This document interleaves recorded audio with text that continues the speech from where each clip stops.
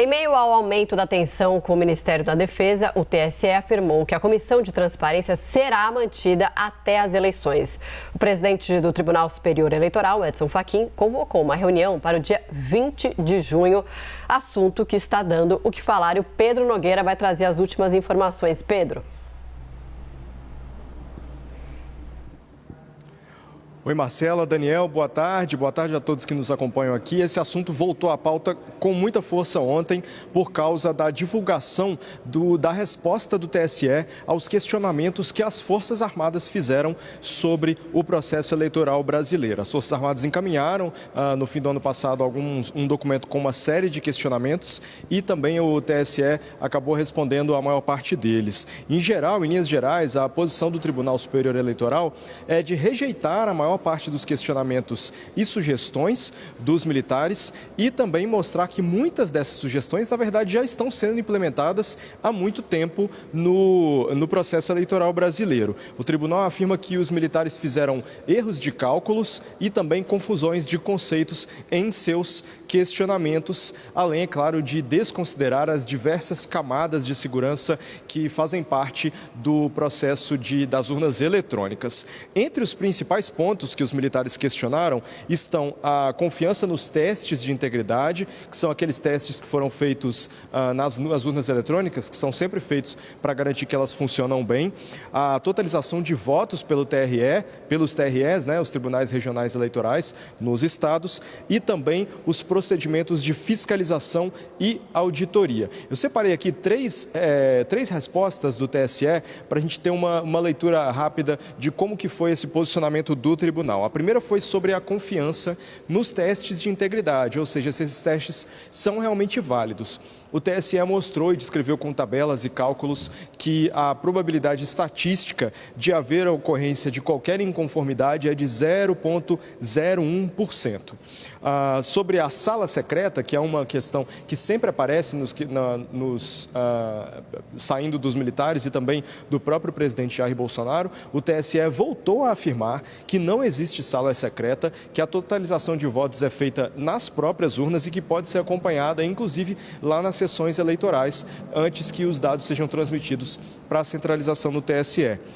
E ela não permite nenhum tipo de alteração de dados no percurso entre as urnas e o Tribunal Superior Eleitoral. E, por fim, sobre a auditoria, que também é um assunto que voltou depois que o presidente Jair Bolsonaro afirmou que quer contratar uma empresa privada para fazer auditoria, o TSE também respondeu aos militares que já existem pelo menos duas auditorias funcionando. Uma delas é a auditoria interna do próprio tribunal e a outra é uma auditoria feita pelo Tribunal de Contas da União, que representa o poder legislativo e, portanto, cumpre um preceito constitucional.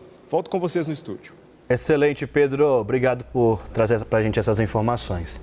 Vamos de análise. Gustavo Uribe e Basília Rodrigues já aparecem aí na sua tela. Basília Rodrigues trouxe essa informação no comecinho do Live CNN, de que, portanto, a Comissão de Transparência das Eleições vai continuar, sim, funcionando até outubro. Basília, até lá, o Exército deve continuar? Pois é, essa é uma tensão também, né? Não está decidido ali dentro do Exército, das Forças Armadas, se sai, né? Se fica ou sai. O ofício encaminhado pelo ministro da Defesa, Paulo Sérgio Nogueira, ao presidente do Tribunal Superior Eleitoral, deixa claro que, sob o aspecto de funcionamento da comissão para as Forças Armadas, a fase de planejamento das ações já foi encerrada e agora as Forças Armadas, os militares, querem ver essas ações sendo colocadas em prática. Para integrantes dessa ala governista, né, ala militar no governo, estar lá dentro é chancelar o resultado das eleições, é chancelar o que a comissão vai definir em caráter final. Até aqui, eles esticaram a corda, dá para se dizer assim, chamando atenção para as diversas propostas e sugestões que foram feitas e, ao final, o TSE disse, algumas coisas a gente já segue, outras são inapropriadas, inadequadas, fogem da realidade. Então, há um sentimento mesmo deles que todo o trabalho de propositura, né, de colaborar com o aperfeiçoamento desse processo eleitoral já foi realizado, mas o TSE não acolheu em caráter final. O ministro quer manter, no entanto, uma interlocução política com o Tribunal Superior Eleitoral e, por isso, reforçou naquele ofício encaminhado no fim de abril que qualquer informação, qualquer tratativa que queiram ter a partir daqui com o Ministério da Defesa, que seja encaminhado diretamente para o ministro Paulo Sérgio Nogueira. Vamos conferir. E é exatamente essa informação que a gente trouxe, então, do Tribunal Superior Eleitoral à CNN, que a comissão não vai acabar antes das eleições. Isso, Adjuto, Marcela e Uribe, não é só por conta das inconsistências ali nas Forças Armadas, não. É porque também, no meio judiciário, alguns integrantes do Supremo Tribunal Federal, que empresta 3 de seus membros para o TSE, há uma avaliação de que a comissão virou um palanque para as forças militares, virou um campo de batalha entre Forças Armadas e Justiça Eleitoral e para essas teses tidas conspiratórias que colocam dúvidas no funcionamento da urna. Uribe, comissão que foi criada para dar mais tranquilidade e transparência ao processo eleitoral diante de tantos questionamentos. Lembrando que não tem nenhuma prova de que tem algum tipo de infração ou de não confiabilidade nas urnas eletrônicas, o que era motivo para dar mais transparência, que é exatamente a criação dessa comissão, virou um foco ali de tensão. Um foco de tensão, colocando em dúvida a fidelidade, enfim, das urnas eletrônicas e a eficácia delas. Toda transparência, Marcela, é bem-vinda. O problema é quando ela é tratada com 2 pesos e 2 medidas. A gente viu recentemente que as Forças Armadas decretaram um sigilo de 100 anos, por exemplo, sobre o processo do ex-ministro Eduardo Pazuello, que acabou comparecendo a um ato político sem autorização do Exército. Então, quer-se transparência de um ponto e não se quer transparência de outro. A grande dúvida, Marcela, Daniel e Basília, é realmente qual é a motivação das Forças Armadas. Forças Armadas que são forças de Estado e não de governo de ocasião. As Forças Armadas apresentaram essa série de pedidos e recomendações fora do prazo inicial, 3 meses depois do prazo inicial.